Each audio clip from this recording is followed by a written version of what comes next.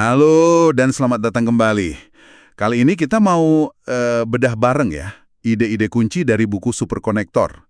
Fokus kita tuh lebih ke gimana buku ini nantang cara lama kita bangun hubungan profesional, menawarkan sesuatu yang ya lebih bermakna lah. Sumber kita, nih kutipan-kutipan penting dari buku Super Connector. Stop networking and start building business relationships that matter. Jadi misi kita bareng-bareng ya, buat pahami geserannya. Dari sekedar networking, yang seringnya kayak transaksi doang, ke connecting. Bangun koneksi asli gitu. Dan yang paling penting, gimana Anda, para pendengar, bisa mulai coba terapin ini. Mungkin Anda udah familiar ya sama networking gaya lama, yang seringkali fokusnya tuh kuantitas aja. Kumpulin kartu nama sebanyak-banyaknya. Tapi ujungnya cuma numpuk di laci kan. Sering ada kesan, untungnya buat gue apa nih? Kayak kata Kate Ferrazzi di pengantar buku ini, ya pendekatan itu transaksional, egois. Teknologi sih emang bikin kita gampang terhubung. Klik sana, klik sini, langsung berteman. Tapi buku ini ngingetin, beda banget loh antara sekedar terhubung digital sama bangun koneksi yang dalam. Ini soal isi, substansi, bukan soal jumlah kontaknya. Oke, yuk kita bongkar bareng ide-ide inpunya. Persis, apalagi sekarang ini kan dunia makin berisik, makin sibuk. Justru kemampuan bangun koneksi sejati, jadi apa yang disebut super konektor ini itu jadi aset yang luar biasa berharga. Super konektor itu bukan cuma orang yang, wah kenalannya banyak banget. Bukan, mereka lebih kayak arsitek komunitas, orang yang ngerti banget cara bangun dan pakai modal sosial. Ingat ya, modal sosial Anda, siapa aja yang Anda kenal, dan gimana kualitas hubungan Anda sama mereka, itu aset paling penting. Beda mendasarnya itu di pola pikir. Super konektor tuh mikirnya jangka panjang. Mereka sabar, fokusnya itu ngasih nilai duluan. Buku ini nyebutnya habitual generosity. Kemurahan hati yang udah jadi kebiasaan, gitu. Bukan soal apa yang bisa diambil sekarang, tapi gimana nanam benih buat nanti. Kalau pakai perumpamaan Aesop, ya mereka ini kura-kura yang konsisten itu. Bukan kelinci yang ngebut, tapi gampang nyerah. Oke, kita mulai dari dasarnya dulu nih. Ubah cara pikir. Dari sekedar networker jadi konektor. Kenapa sih networking gaya lama itu dianggap udah usang gitu? Buku ini bilang kita sering lupa tujuan utamanya apa, yaitu bangun hubungan jangka panjang yang saling untung. Fokus ke metrik digital, ke growth hacking itu. Kadang malah ngorbanin dalamnya hubungan itu sendiri. Nah, super konektor lihatnya beda. Bukan nanya gimana ya cara selesaiin masalah ini, tapi lebih ke siapa ya yang saya kenal yang bisa bantu. Ini soal gimana kita pakai modal sosial kita. Bukan berarti alat lama kayak konferensi, medsos, itu dibuang semua. Ya nggak gitu juga. Tapi pakainya lebih cerdas, lebih strategis. Yang menarik di sini tuh gimana teknologi harusnya bisa dipakai buat memperdalam interaksi. Bukan malah bikin jadi cetek. Nah, ini nih titik awal yang penting banget kayaknya. Ternyata kuncinya jadi super konektor itu mulai dari diri sendiri. Kesadaran diri atau self-awareness. Kenapa ini fundamental banget? Buku ini ngasih contoh gimana orang yang kurang sadar diri itu bisa tanpa sadar ngerusak peluang gede. Persepsi orang lain ke kita kan sering cepat banget terbentuknya ya. Dari kesan pertama, menurut Amy Cuddy ada dua faktor utama, kehangatan sama kompetensi. Dan seringnya kehangatan itu dinilai duluan dan malah lebih penting buat bangun kepercayaan di awal. Komunikasi awal itu kuncinya di sini. Betul. Kesadaran diri itu bantu kita kenal kekuatan sama kelemahan kita secara jujur. Kayak kata Vanessa Van Edwards, dia kan peneliti perilaku ya.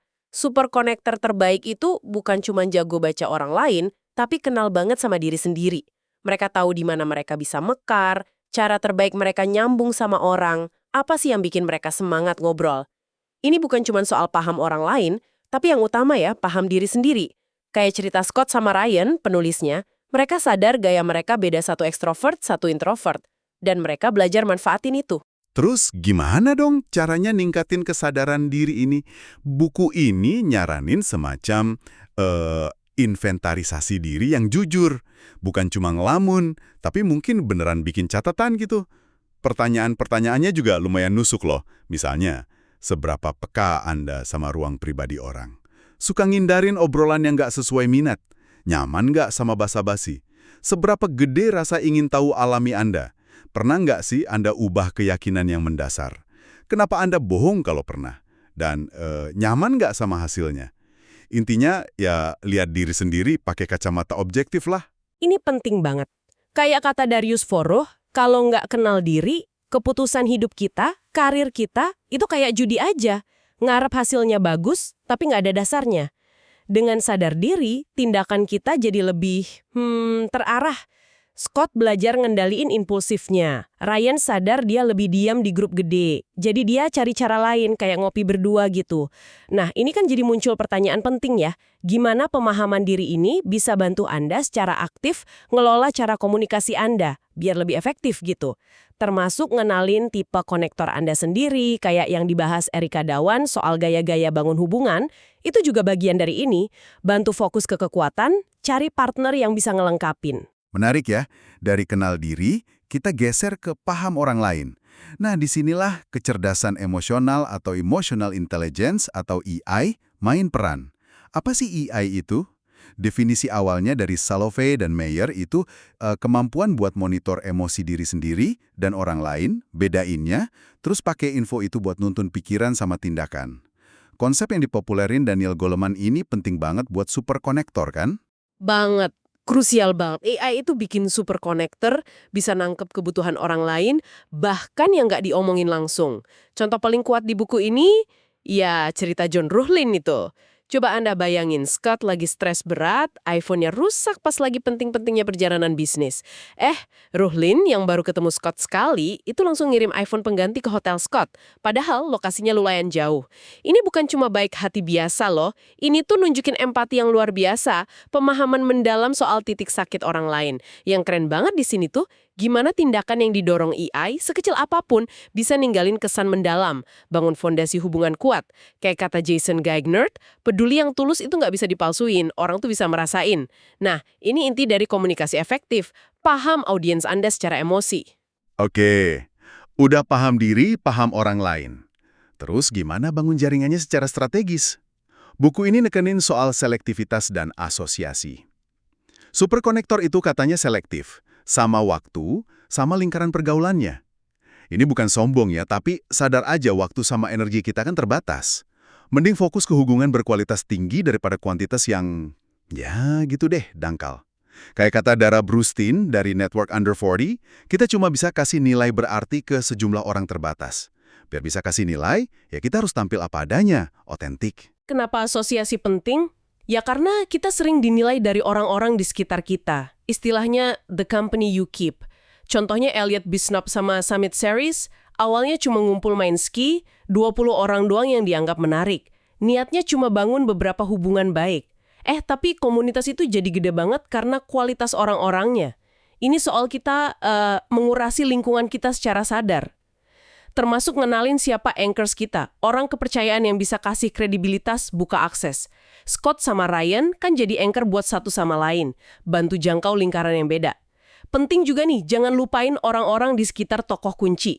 Stafnya, asistennya, mereka bukan cuma penjaga gerbang. Mereka itu hubungan penting juga. Ingat cerita Kit Ferrazzi pas mau deketin Hillary Clinton? Dia bangun hubungan baik dulu sama stafnya, nawarin bantuan tulus. Sabar, kasih nilai ke tim itu kunci. Kalau kita lihat gambaran besarnya, strategi komunikasi ini berlaku di mana aja kok. Bukan cuma politik tingkat tinggi. Misalnya, ya jalin hubungan baik sama staf di kantor klien atau calon mitra. Ini bagian dari komunikasi strategis yang cerdas. Nah ini nyambung banget ke poin berikutnya. Habitual generosity. Kemurahan hati yang jadi kebiasaan. Ini kayak jantungnya filosofi superkonektor. Mereka tuh senang ngasih, melakukan kebaikan tanpa ngarep balasan langsung. Linda Rothenberg dari Endeavor bilang, ROI hubungan itu nggak instan. Justru yang nggak terlalu hitung-hitungan, malah sering dapat lebih banyak nantinya. Ada konsep praktisnya nih, namanya 5-minute favors dari Adam Rifkin, tindakan kecil tapi berarti, yang bisa kita lakuin dalam 5 menit aja. Kayak ngasih referensi, nge-share konten orang lain, nulis ucapan makasih yang spesifik gitu. Fokusnya selalu apa yang bisa Anda kasih. Ini bukan soal pengorbanan gede, tapi kebaikan-kebaikan kecil yang rutin, konsisten. Bahkan ada loh yang bawa ini ke level ekstrim. John Ruhlin itu invest 5-10% profit perusahaannya buat planned randomness. Ngasih hadiah gitu. Hadiahnya personal banget, nggak terduga.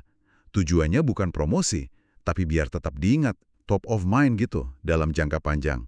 Steve Sims juga pernah ngirim pengalaman naik Porsche. Yang sangat menarik di sini, gimana tindakan ngasih yang tulus, cerdas, kadang nggak terduga ini, benar-benar nanam benih hubungan yang kuat. Kayak snowblower efeknya Scott yang bersihin salju tetangga. Simple, tapi bangun ikatan kuat. Ini kan bentuk komunikasi nonverbal yang kuat banget ya. Dari ngasih secara individu, kita geser ke bangun sesuatu yang lebih gede. Superconnector itu sering jadi pusat pengaruh, kayak gerbang tol manusia, human toll booth di lingkungannya. Contohnya, Jeremy Fiance sama The House Fund, dia bangun ekosistem entrepreneur di Berkeley. Atau John Levy sama Influencers Dinner-nya. Dimulai dari niat simple aja, ngumpulin orang menarik di apartemennya buat masak bareng. Terus gimana Anda bisa mulai bangun komunitas sendiri?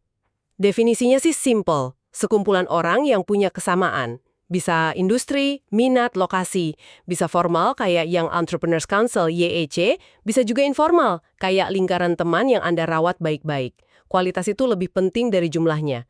Jim Pierce di Homestead, Florida, dia bangun komunitasnya dengan jadi warga yang baik, terlibat, tulus bantu. Bukan cuma cari bisnis, tujuannya harus otentik.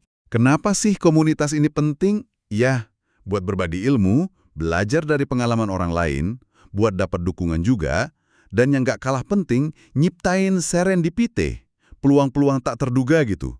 Kayak Zain Hasan sama Logan Lenz, ketemu di forum online YEC, akhirnya jadi partner bisnis. Pas bangun atau gabung komunitas, coba pikirin soal kedalaman sama fokusnya. Anda butuh keragaman dalam satu bidang, tapi juga fokus ke orang yang relevan sama tujuan Anda. Selektivitas lagi, penting banget. Kayak kata Adam Rifkin, Anda itu didefinisikan sama orang di sekitar Anda. Nah, ini munculin pertanyaan penting buat Anda. Komunitas kayak apa sih yang Anda pengen bangun atau ikutin? Tujuan spesifik Anda di sana apa? Komunitas yang tepat itu bisa jadi platform komunikasi dan kolaborasi yang luar biasa loh. Nah, kalau udah punya komunitas atau jaringan nih, gimana cara ngumpulinnya? Superconnector itu nggak cuma bikin acara biasa. Mereka nyiptain happenings, pengalaman berkesan, remarkable experiences. Sesuatu yang beda, nggak terduga seru. Darah Brewston sama Network Under 40 itu desain ulang acara networking biar nggak kaku, nggak transaksional. Ada ambasadornya, name tag-nya fokus ke koneksi personal. Formulanya tuh, orang baik, plus lingkungan baik, plus konteks baik. Gesekan sama dengan pengalaman berkesan. Ini soal ngerancang interaksi. Di baliknya, ya perencanaan detail itu krusial banget. Buku ini cerita pengalaman YIC di awal yang kurang sukses. Pelajarannya, hindari struktur kaku, fokus ke interaksi anggota, bikin sesuatu yang gampang diingat, memorable. Dengerin masukan anggota itu vital. Kayak kata Matt Peters, Morgan First dari The Community Company juga nekenin setiap elemen acara harus dipikirin dari sudut pandang peserta. Contoh lain nih, John Levy ngelarang ngomongin kerjaan di awal acara dinernya. Acara ski tahunan YEC jadi tradisi. Jason Nassar sering kuasai satu tempat pas ke kota lain buat kumpulin jaringannya. Tujuannya nyiptain tabrakan, collision yang positif antar orang. Bangun sejarah bareng, tradisi, dan yang paling penting, kepercayaan. Ini soal nyiptain panggung buat komunikasi yang lebih dalam dan otentik. Tentu aja ya, semua ini butuh disiplin. Menjaga semuanya tetap teratur dan konsisten, itu kunci berikutnya. Superconnector itu disiplin. Mereka punya sistem, meskipun nggak harus rumit kok. Teknologi dipakai secara strategis, buat engage, terlibat otentik, research, riset, convene, ngumpulin, enhance, perkuat hubungan, sama organize, ngatur. David Spinks dari CMX Media nunjukin cara pakai Twitter sama Facebook Group secara efektif buat komunitas. Sistem itu penting, tapi ya nggak perlu CRM mahal juga sih. Michael Roderick itu pakai spreadsheet simple aja. Ada kolom notes buat catet detail personal kontaknya. Sistem grading kayak ABCD, Advocates, Boomerangs, Celebrities, Drains, itu bisa bantu prioritas. Ryan Bithea pakai tagging yang lebih kontekstual, bukan cuma industri doang. Intinya sih nemuin apa yang cocok buat Anda, biar tetap rapi dan terorganisir. Ngatur waktu sama permintaan juga bagian penting dari strategi komunikasi nih. Adam Grant bilang, giver yang sukses itu belajar bilang enggak, nentuin batasan. Derek Coburn punya template email buat nolak dengan sopan tapi tegas, biar dia bisa fokus ke hal yang beneran bisa dia kasih nilai. Punya asisten atau sistem atur jadwal itu ngebantu. Dan kayak kata Jason Dorsey, penting buat adaptasi sama preferensi komunikasi orang lain, apalagi kalau beda generasi. Ini semua soal komunikasi yang efektif dan efisien. Ada satu hal lagi nih yang sering kelewat tapi penting banget di area digital. Jaga reputasi online atau Google Proofing. Kenapa ini penting? Statistik Brand Yourself nunjukin banyak keputusan bisnis, keputusan rekrutmen itu dipengaruhi hasil Google. Satu aja hasil jelek bisa ngerusak kepercayaan. Contoh nyatanya Pete Kistler. Susah cari kerja gara-gara ada kriminal namanya sama. Gimana ngelolanya? Ya, audit rutin nama Anda di Google. Hapus konten negatif kalau bisa. Tapi yang paling penting, bangun konten positif secara proaktif. Bikin website pribadi, profil medsos profesional, nulis di platform kredibel. Patrick Amron bilang, 4-5 hasil positif yang kuat itu bisa bantu banget. Tapi satu hasil jelek aja bisa fatal. Fokusnya ke kualitas bukan kuantitas. Dan konsisten. Terus gimana kalau muncul konteks negatif? Kuncinya, jangan defensif. Akui aja kalau valid, tunjukin kepedulian, tawarin solusi offline. Contohnya respons Ryan di Reddit itu. Hindari perang di medsos atau respon emosional kayak pengalaman Scott sama Salon. Intinya adalah, Anda harus proaktif ngendaliin narasi Anda sendiri.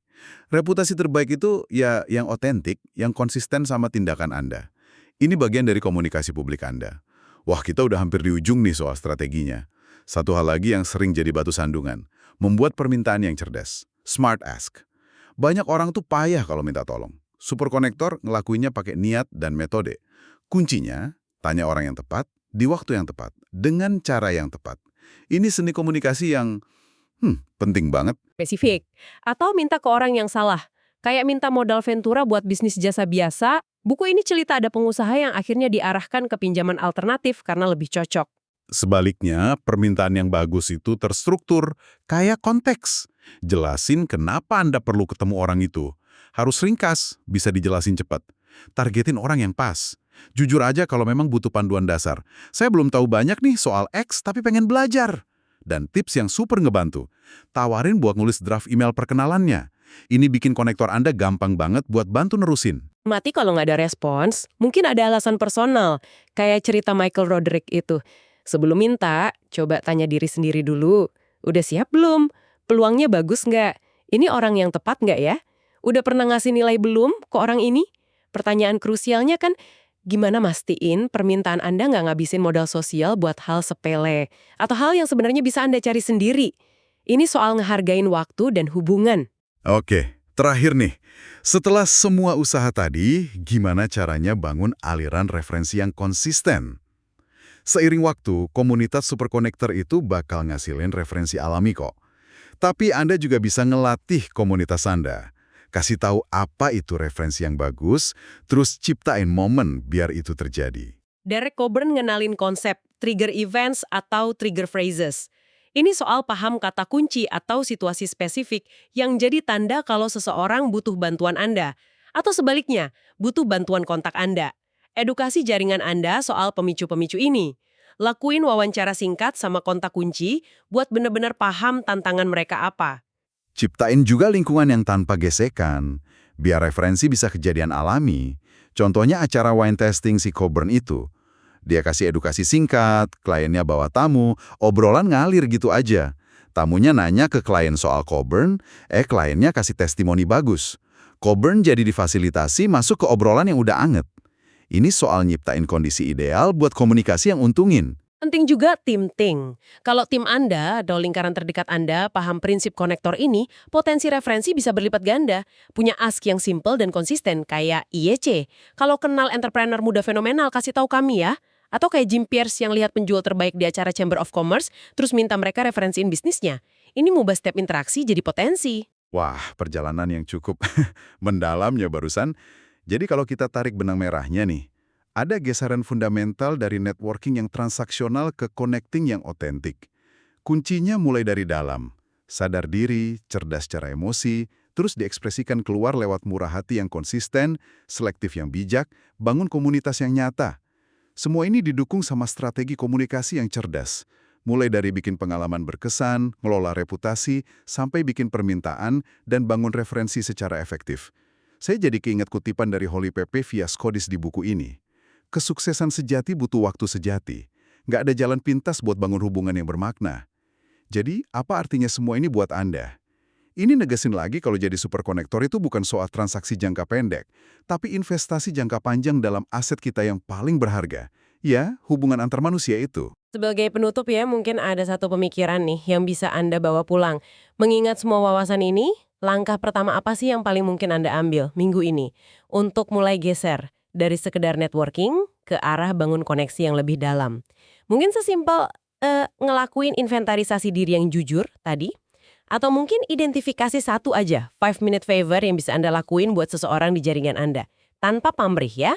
Semoga Anda jadi terinspirasi ya buat lihat hubungan itu bukan cuma sebagai alat capai tujuan, tapi sebagai bagian integral dari hidup yang kaya dan memuaskan, baik secara profesional maupun personal. Karena pada akhirnya kan kualitas hubungan kita lah yang ngasih makna pada perjalanan hidup ini. Terima kasih banyak sudah nyimak pembahasan mendalam kita kali ini. Semoga wawasan dari Super Connector ini ngasih percikan inspirasi buat Anda ya. Sampai jumpa di kesempatan berikutnya.